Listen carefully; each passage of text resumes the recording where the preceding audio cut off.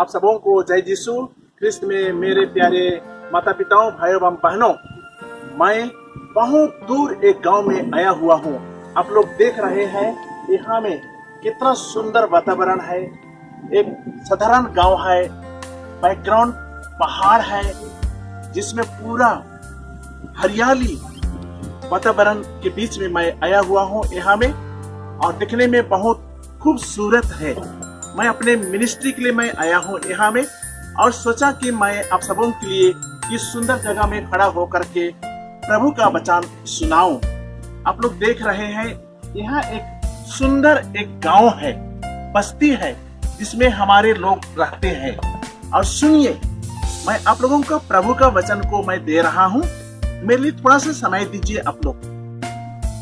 कभी कभी हमारे जीवन में हम हमारी स्वार्थ का कारण से, हमारे प्राइड का कारण से हम ईश्वर से बहुत दूर चले जाते हैं, और हम सोचते हैं कि ईश्वर से हम दूर रहने के बावजूद भी हम हर कुछ चीज कर सकते हैं। हालांकि ये भावना, ये सोच अच्छा नहीं है, खराब है, क्योंकि हम ईश्वर से दूर रह करके और अपना मन मर्जी चल करके, कॉन्शियंस का बाहर जा करके हम ईश्वर को कभी खुश करने नहीं सकते। और इतना ही नहीं, लेकिन कभी कभी हम लोग अपने ही माता पिता से, घर से भटक जाते हैं, दूर चले जाते हैं, और माता पिता का आज्ञा नहीं मानते हैं, और उन लोगों का दिल में हम दर्द पहुंचाते हैं। एक कहावत है, parents stand in the place of God. जब हम माता पिताओं को दुख देते हैं तो ईश्वर ही दुख होता है।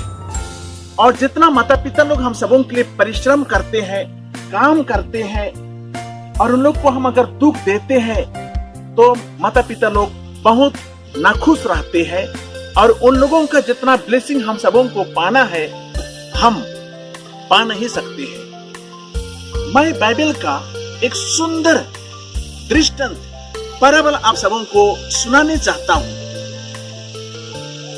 आप लोग जो पढ़ सकते हैं, लूक चैप्टर 15 वर्स 11 से पढ़िए। वहां प्रभु यीशु मसीह एक खोया हुआ लड़का, एक प्रोडिगल सन के बारे में बताता है। इतना सुंदर दृष्टांत, इतना सुंदर पैराबल है।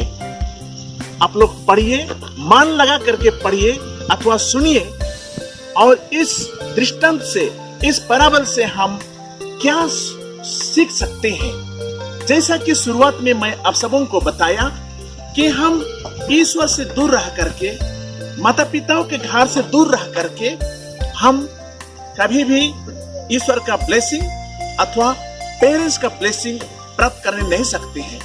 जब हम माता पिता से दूर चले जाते हैं, भटक जाते हैं, तो हम अपने जीवन को बर्बाद की ओर हम ले जाते हैं। मेरे प्यारे दोस्तों, यीशु बताते हैं कि एक मनुष्य का 2 पुत्र थे, और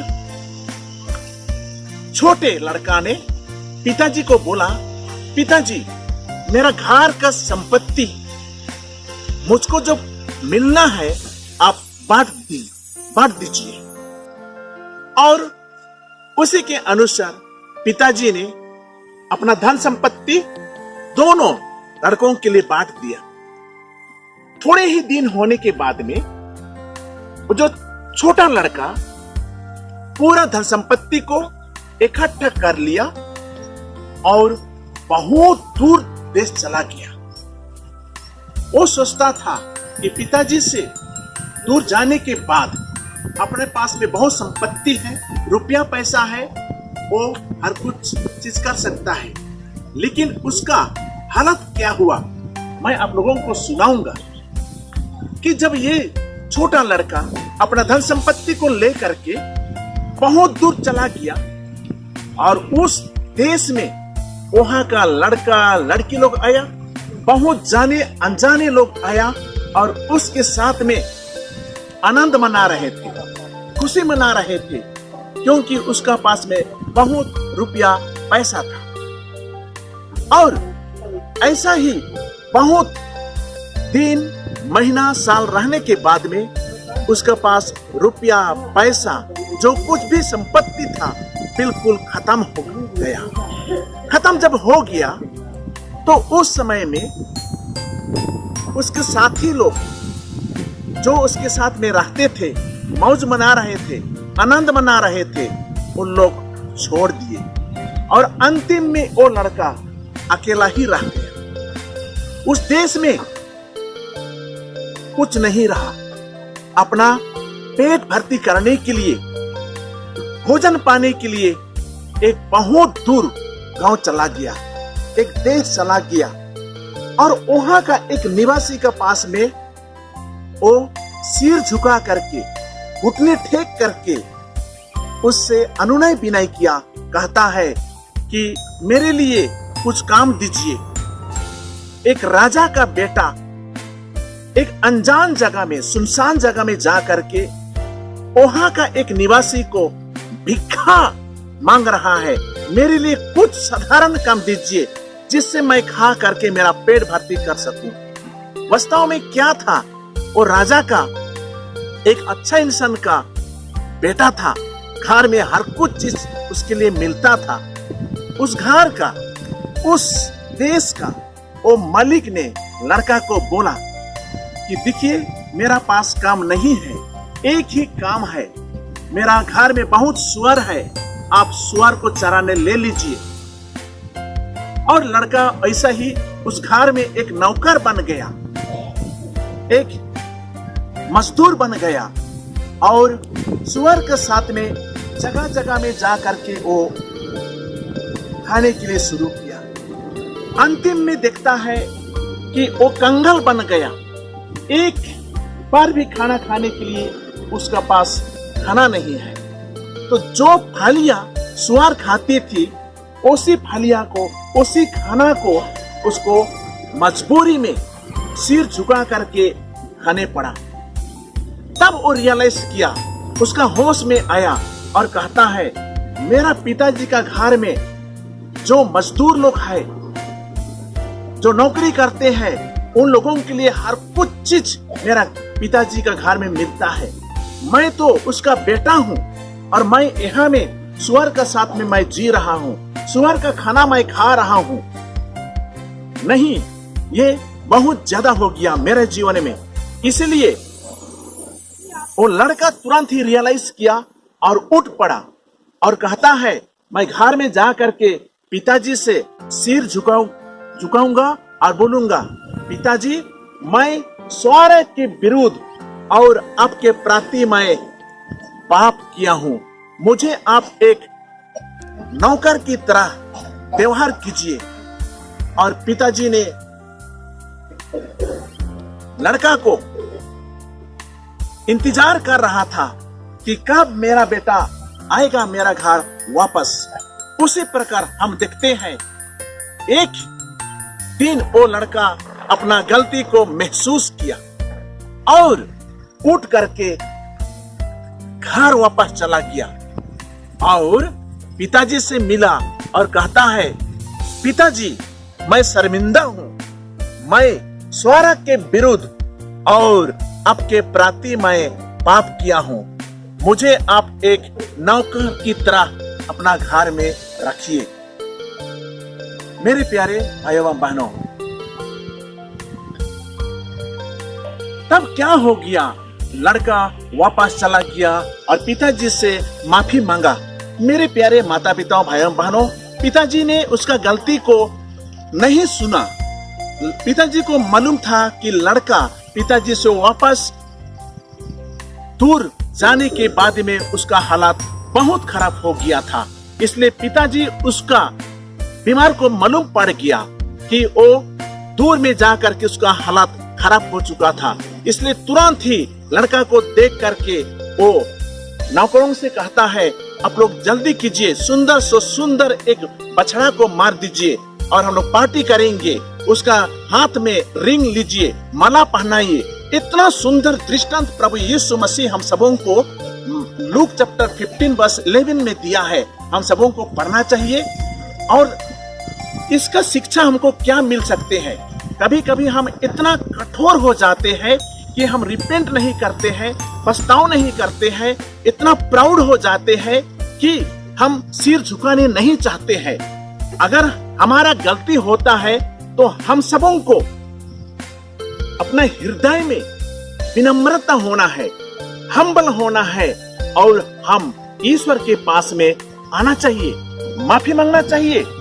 इस दृष्टांत का लड़का, खोया हुआ लड़का वापस आ गया और उसके घर में कितना आनंद और खुशी से भरपूर हो गया। मेरे प्यारे भाइयों बहनों, हमारे जीवन में हम देखते हैं, कभी तो लड़का हो सकता है, लड़के हो सकते हैं, कच्चा उम्र का उन लोग माता पिता से बड़े बड़े बात करके माता पिता को दुख देते हैं और उन लोगों को कुछ समझाने की कोशिश करने से उन लोग घर से निकल जाते हैं और उन लोग सोचते हैं कि उन लोग घर में जा करके हर कुछ चीज कर सकेंगे, दूर में जा करके उन लोग अपना मनोरंजन कर सकते हैं, लेकिन उसका फल क्या है? What happens to them? उन लोग ईश्वर का बिना आशीर्वाद से जीते हैं। उन लोग का जीवन में दुख तकलीफ आता है, परेशान आता है और इतना प्रॉब्लम हो जाते हैं कि उन लोग सॉल्व करने के लिए नहीं सकते हैं, समाधान करने के लिए नहीं सकते हैं और अंतिम में उन लोग कभी अपना जीवन को उन लोग आत्महत्या भी कर देते हैं। हम इस सुंदर लूक चैप्टर 15 वर्स 11 खोया हुआ लड़का का दृष्टांत को पढ़ करके, इस कहानी को सुन करके हमारे जीवन में किसी का भी एक घटना हो सकता है। ये तो हम ईश्वर से भी दूर चले जा सकते हैं और दूर जाने के बाद में हम कभी भी रिपेंट नहीं करते हैं, रियलाइज नहीं करते हैं, पछताव नहीं करते हैं और हम कठोर बन करके हम गिरजा से दूर रहते हैं, ईश्वर से दूर रहते हैं, समाज से दूर रहते हैं। अच्छा नहीं है। उसी प्रकार बाल बच्चे लोग भी, आज का स्टूडेंट लोग जरा सा बड़ा होते हैं, पढ़ते हैं, माता पिता लोग कुछ बोल देने से उन लोग दुख हो जाते हैं और तुरंत ही घर को छोड़ करके उन लोग चले जाते हैं। ऐसा कभी होना नहीं चाहिए। अगर हम पछताव नहीं करेंगे, रिपेंट नहीं करेंगे तो हमारा डिजास्टर होता है, हमारा नष्ट हो जाता है। इसलिए इस दृष्टांत को लेकर के हमको एक शिक्षा सुनना है कि हम को एक विनम्रता व्यक्ति होना है और हम्बल होना है। और there is a saying, unless we help ourselves God can not help us. जब हम स्वयं का गलती को ग्रहण नहीं करेंगे और स्वीकार नहीं करेंगे तो ईश्वर भी हम सबों को सहायता करने के लिए नहीं सकेंगे। इसलिए मेरे प्यारे भाइयों बहनों, अगर हमारे जीवन में कभी ऐसा परिस्थिति भी हो सकता है, हम ईश्वर से दूर चले गए हैं अथवा घर से भटक गए हैं, तो हमको रियलाइज करना है कि मेरा गलती क्या है, मैं क्या कसूर किया हूँ, मैं क्या गलती किया हूँ और हमको स्वीकार करते हुए ईश्वर के पास में आना है, विनती करना है। क्योंकि हमारे जीवन 2 दिन का जीवन है, एक दिन हमको इस दुनिया को छोड़ करके जाना ही पड़ेगा ना। उसके आगे में हम सबों को माता पिता के आशीर्वाद लेकर के जीना है, ईश्वर के छत्र छाया में रह करके जीना है और एक अच्छा इंसान होकर के जीना है। अगर हम ईश्वर के साथ में रहेंगे, जिएंगे, माता पिताओं के आशीर्वाद से रहेंगे, जिएंगे, तो हमारा जीवन बहुत सुंदर रहता है और हर कुछ चीज आसान होता है, सहज होता है। Be close to Jesus, be close to your family members and enjoy the presence of God himself, and your parents will bless you, and हम लोग का माता पिता हम सबों को आशीर्वाद देंगे और हम अच्छा इंसान होकर के इस दुनिया में जीने सकेंगे। May God bless you all. Thank you.